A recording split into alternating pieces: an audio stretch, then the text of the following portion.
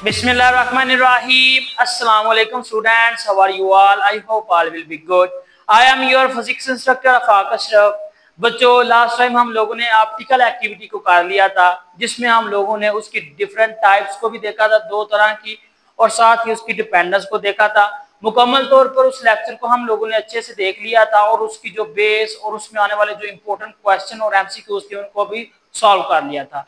आज का जो हमारा टॉपिक है वो बड़ा ही अहम है। इसमें हम लोग इम्पोर्टेंस को पढ़ेंगे, पोलराइजेशन की, और हम लोग यहाँ पर पोलराइजेशन की एप्लीकेशंस भी पढ़ेंगे। बेसिकली यहाँ पर आपका बेसिक टॉपिक है, क्योंकि ये आपकी बुक में न्यू है। दूसरे नंबर पर आपकी बुक का इम्पोर्टेंट टॉपिक जो आज खत्म होने वाला है वो है पोलराइजर वाला, यानी कि आप लोग अभी तक जो भी पार्ट पढ़ रहे थे वो था आप लोगों का फिजिकल ऑप्टिक्स वाला। ऑप्टिक्स मतलब जिसमें लाइट को हम लोग डिस्कस कर रहे थे। इंशाल्लाह इस लेक्चर के बाद आप लोगों का ग्रेविटेशनल वेव्स का लेक्चर स्टार्ट हो जाएगा।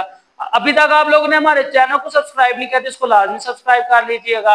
लाइक कमेंट और शेयर करना मत भूलिएगा, ताकि इस चैनल की जितनी भी एजुकेशनल वीडियोस हैं on the base of the new subject course वो आप तक पहले पहुंची जा सके। तो आए बच्चे, आज के टॉपिक को हम लोग देखते हैं। बच्चे, आज का टॉपिक है आप लोगों का इंपॉर्टेंस, पोलराइजेशन की इंपॉर्टेंस क्या होती है और उसमें कौन कौन सी चीजें इफेक्ट करती है। अच्छा, तो बच्चे आपका जो यहाँ पर सबसे इम्पोर्टेंट हिस्सा है वो है इसकी कैरेक्टरिस्टिक्स के हवाले से, इसकी इम्पोर्टेंस, इसके यूजेस के हवाले से। तो सबसे पहला इसका यूज है ऑप्टिक्स एंड फोटोनिक्स। ऑप्टिक्स और फोटोनिक्स यानी तस्वीरी खाके के हवाले से क्या है। ऑप्टिक्स आपको पता है लाइट के हवाले से, और फोटोनिक्स आपका फोटो के हवाले से। यहाँ पर जो फोटॉन्स की मदद से फोटोन एनर्जी के पैकेट भी होते हैं जिसे क्वार्ट्ज की शक्ल में हम लोग देखते हैं। कहता है कि polarisation is essential for application like polarised sunglasses.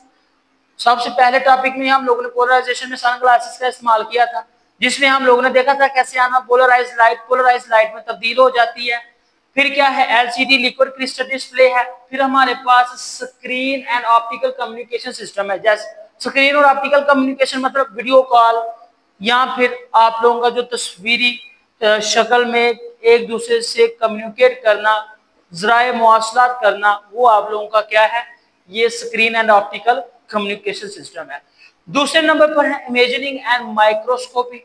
Imagining और माइक्रोस्कोपी में क्या है बच्चे, आप लोग क्या करते हैं, आप कैमरा वगैरह से पिक्चर लेते हैं, वहां पर कुछ पिक्सल्स फटे होते हैं, या इस तरह से कह सकते हैं कि तस्वीरी खाका ब्लर नजर आ रहा है, ग्लेयर नजर आ रहा है।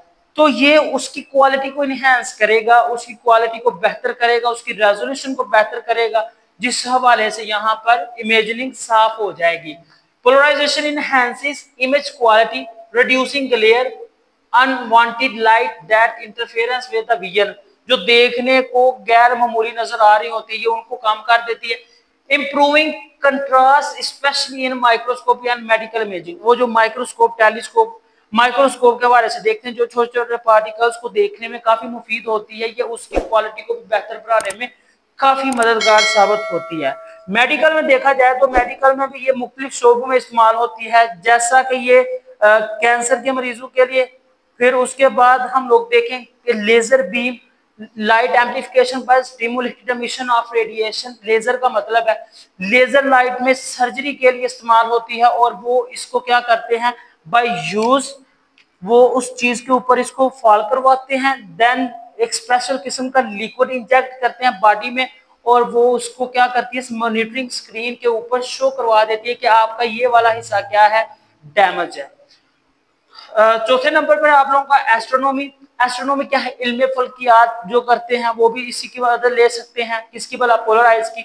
यानी पहले तो लाइट अगर हम लोग नेक्ड आई मतलब नंगी आंख से देखें चीजों को तो हमें दूर की जो चीजें हैं वो ब्लर नजर आएगी, दूसरा क्लियर नजर आएगी। तीसरे नंबर पर हमारी आंखों के साथ जो रिफ्लेक्ट करके वापस आने वाली रोशनी है वो अच्छे से फोकस नहीं कर सकेंगे, तो लिहाजा जो इमेज होगी वो हमें ब्लर नजर आएगी।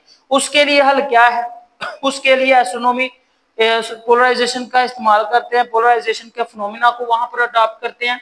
It helps us to analyse the phenomena like polarisation of light from distant stars or the cosmic microwaves background radiations. Cosmic आप लोगों ने जंजलों की रेडिएशन में पढ़ा हुआ है, अर्थक्वेक के हवाले से भी पढ़ा, वहां पर कॉस्मिक वेव्स क्या होती हैं, ठीक है, ये उनको जज करने में काफी मुफीद होती है। बच्चों इसके बाद आप लोगों का आ जाता है मिस मिस फील्ड्स। क्या है मिससेलेनियस फील्ड्स? क्या है ये बच्चे? आपका जो अभी अभी आप पीछे पढ़ के आए हैं, जितनी भी बेसिक इंफॉर्मेशन आप पढ़ के आए, समझ ले ये सारे का सारा यहाँ पर इसका कलेक्शन होगा, मतलब फोटोनिक्स का भी होगा। ये देखें, आपके पास ऑप्टिक्स के बारे में पूछा जाएगा, फोटोनिक्स के बारे में भी पूछा जाए, इमेज क्लैरिटी के बारे में, माइक्रोस्कोपी के बारे में, बायोलॉजी और केमिस्ट्री के बारे में, कम्युनिकेशन सैटेलाइट्स में, मतलब के सारे जो बेसिक टॉपिक्स और बेसिक सिस्टम्स होंगे वो इस चीज को हैंडल करेंगे और इनको अडॉप्ट करेंगे। ये था बच्चे आपका एक short point of view about the some important features और importance of the polarisation. Now हम लोग देखेंगे कि जो पोलराइजेशन की जो मेन बेसिक टाइप्स हैं, एप्लीकेशंस हैं, वो कितनी किस्म के बच्चे? वो दो किस्म की हैं। कितनी किस्म की हैं वो आपके पास दो किस्म की है। एक को हम लोग स्काई फोटोग्राफी कहते हैं और दूसरे को हम लोग stress analyse of the materials कहते हैं। मतलब कोई मटेरियल किस हद तक स्ट्रेस होगा, उसके ऊपर दबाव होगा, या उसके ऊपर जो रोशनी का इंटरफेरेंस है, इफेक्ट है, वो किस तरह से उसको इफेक्ट करेगा। स्काई फोटोग्राफी को देखते हैं। असल में जो स्काई फोटोग्राफी का मकसद है ना, वो एक दूर पड़े हुए जिस्म की आने वाली जो रिफ्लेक्टेड रेज है उनको बेहतर करना है। आप लोग कैमरे को एक स्टैंड के ऊपर फिक्स करते हो, कैमरे को स्टैंड पर फिक्स करने के बाद आप लोग मुतलका ऑब्जेक्ट के ऊपर उसका फोकस करते हैं ताकि हमारे पास जो ग्लेयर है, उसकी ब्लरनेस है, वो खत्म कर सकें या उसको कम से कम कर सकें।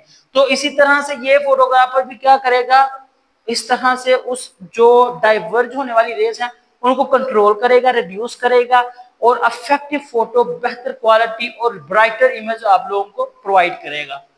A camera which is used to photography the clouds is fitted with the Polaroid। एक पोलराइड के ऊपर इसको फिट कर दिया जाता है ताकि ये पोलराइज होकर वेव्स को गुजरने दे। The light coming from the polariser, जो पोलराइजर से लाइट आएगी, इस पोलराइड वो पोलराइड होगी। In the sky photography polarisers are used to reduce glare and haze. मतलब एहतियातन तौर पर कह सकते हैं खतरात वगैरह, क्योंकि काफी डैमेज और काफी खतरनाक रेज भी सूरज से वो अर्थ की तरफ मूव ऑन करती है, तो ये उनको भी क्या कर देगा, कंट्रोल करेगा, रिड्यूस करेगा।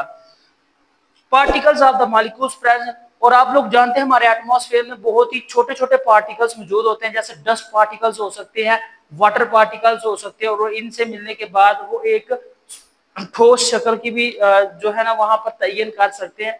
ठीक है।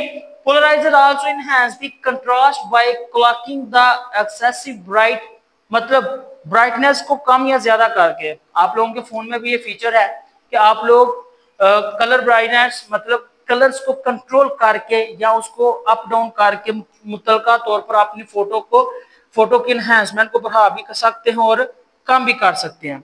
जो इसकी दूसरी एग्जांपल है, दूसरी एप्लीकेशन है बच्चे, वो है आपकी sky analysis of the materials.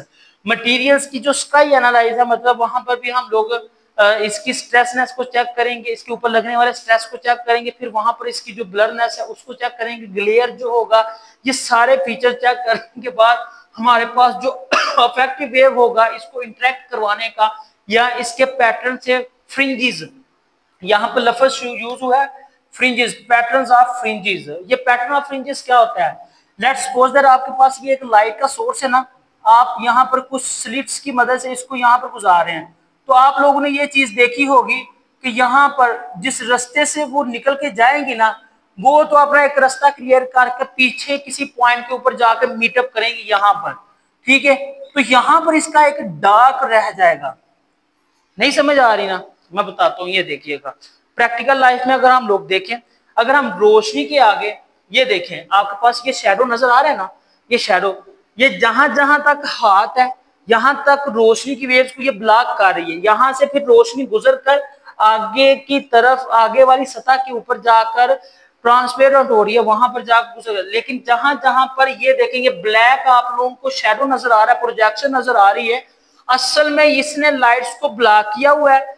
यहाँ वाला हिस्सा जहां तक इसका साया है वो सारा का सारा हिस्सा ब्लैक ही रहेगा, क्योंकि वहां पर रोशनी की रेस पहुंच तो नहीं सकती। लेकिन इस शेड के हवाले से जब वो लाइट यहाँ पर रिफ्लेक्ट कर रही है इस हाथ के ऊपर, उसकी रोशनी का थोड़ा सा जगमगाहट वाला हिस्सा क्या करेगा, शैडो को देखने के काबिल बनाएगा, और ये शैडो वाली रेस हमारी आंखों तक पहुंचेगी, जिससे हमें ये चीज पता चलेगी कि यहाँ पर क्या है, शैडो है, एक प्रोजेक्शन है। अंडरस्टूड है। अगर हम लोग पोलराइजर की शाइनिंग लाइट को देखें या उसकी सरफेस को देखें और उसको जांचने की कोशिश करें, तो उसके लिए हमें कुछ इफेक्टिवनेस फीचर्स का इस्तेमाल करना पड़ेगा, जिसमें से सबसे पहले क्या है कि मटेरियल्स की नेचर को डिटरमाइन करेंगे। Determines the material stress pattern, वो मटेरियल किस हद तक किसी चीज के स्ट्रेस को या वजन को बर्दाश्त कर सकता है। आइडेंटिफाई द पोटेंशियल वीकनेस और द डिफेक्ट्स, मतलब उसकी जो मेन वीकनेस है उसके बारे में आपको पता होना चाहिए। Analyse the materials optical properties, उसकी लाइट को रिफ्लेक्ट करने, स्कैटर करने, ये सारी प्रॉपर्टीज के बारे में आपको इल्म होना चाहिए। मजीद क्या है, understand the materials behaviour under different conditions called the photoelasticity. क्या है फोटोइलास्टिसिटी? आप लोगों ने एक प्रॉपर्टी पढ़ी थी सॉलिड वाले चैप्टर में, ये चीज डिस्कस की थी, किसी भी चीज की अपनी असल शक्ल में आ जाना, इलास्टिसिटी। और अब अगर हम लोग ऑप्टिक्स में इसका बिहेवियर देख रहे हैं, ये लाइट का बिहेवियर देख, तो वहां पर वो फोटो इलास्टिसिटी कहलाएगा। क्या कहलाएगा? Photo elasticity. This is called the photo elasticity widely used in the engineering material science. Material science पता है आप लोगों को, छोटे पार्टिकल्स की जो साइंस है वो मैंने आप लोगों को पीछे वाले लेक्चर में समझाई हुई है। क्वालिटी कंट्रोल, जो इमेज की क्वालिटी है उसको कंट्रोल करती है। इन सारे सब्जेक्ट्स को अगर हम लोग मद्देनजर रखें तो हमारे पास एक बेहतरीन फिनोमिना क्रिएट होता है। क्या होता है? एक बेहतरीन नमूना क्रिएट होता है, जिसकी मदद से हम लोग मजीद जो पोलराइजेशन है उसको परफॉर्म करवा सकते हैं। हाँ, तो ये आप लोगों का था मेन लेक्चर, और आखिरी टॉपिक्स जो था रिलेटेड टू द ऑप्टिक्स से, यानी कि आप लोगों का ये वाला हिस्सा कंप्लीट हो गया, फिजिकल ऑप्टिक्स वाला। अब जो आप लोगों का नेक्स्ट लेक्चर स्टार्ट होने हैं वो है ग्रेविटेशनल वेव्स। ग्रेविटेशनल, उसके मतलब भी हम लोग देखेंगे, और इस टाइम हम लोग ग्रेविटेशनल को वेव्स की शक्ल में चेक करेंगे कि वेव्स में उसका पैटर्न, उसकी स्पीड, उसकी जो मैग्नीट्यूड है या उसका जो बिहेवियर वो किस तरह से होता है। आई होप बच्चे आप लोगों को अंडरस्टैंडिंग होगी। अभी तक आप लोगों ने हमारे चैनल को सब्सक्राइब नहीं किया तो इसको लाजमी सब्सक्राइब कीजिएगा, लाइक कमेंट और शेयर करना मत भूलिएगा, ताकि इस चैनल की जितनी भी एजुकेशनल वीडियोस हैं वो आप तक पहले पहुंची जा सके। मुझे दे इजाजत, इंशाल्लाह नेक्स्ट लेक्चर में हम लोग ग्रेविटेशनल वेव्स के टॉपिक्स पर डिस्कस करेंगे। मजीद किसी क्वेश्चन की गुंजाइश हो तो बच्चे लाजमी कमेंट सेक्शन कीजिएगा, इंशाल्लाह आपके क्वेश्चन का आंसर बर वक्त दिया जाएगा। इंशाल्लाह नेक्स्ट लेक्चर में हम लोग दोबारा से मुलाकात करेंगे। तब तक के लिए बहुत ख्याल रखिएगा, सपोर्ट करते रहिएगा। अल्लाह हाफिज।